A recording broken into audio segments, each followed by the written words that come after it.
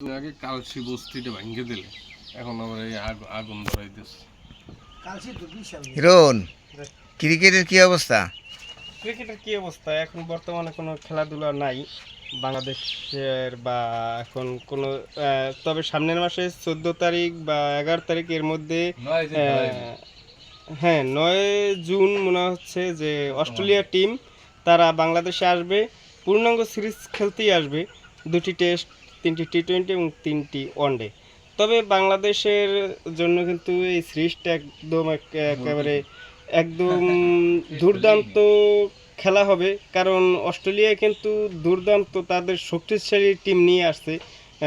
ভালো ভালো সেখানে প্লেয়ার আছে, অনেক অনেক প্লেয়াররা আছে। তবে এখানে কিন্তু মিশেল স্টার্ক আসবে না, তারপর প্যাট কামিন্সের মতন বোলার আসবে না, জশ হেজেলিটের মতন বোলার আসবে না।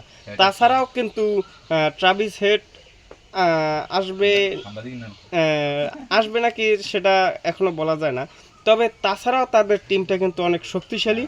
তবে এটা কিন্তু বলাই যায় যে বাংলাদেশের সাথে একটা ফাইট হবে। তবে বাংলাদেশে কিন্তু কম যায় না, টানা 3টি সিরিজ জিতে 3টা দলের সাথে বাংলাদেশ কিন্তু এখন আসলে ভালো খেলছে।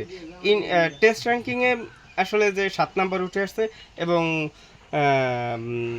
কি বলে যে হ্যাঁ টেস্ট চ্যাম্পিয়নশিপের যে পয়েন্ট টেবিল সেখানে কিন্তু বাংলাদেশ ভালো একটা অবস্থানে আছে।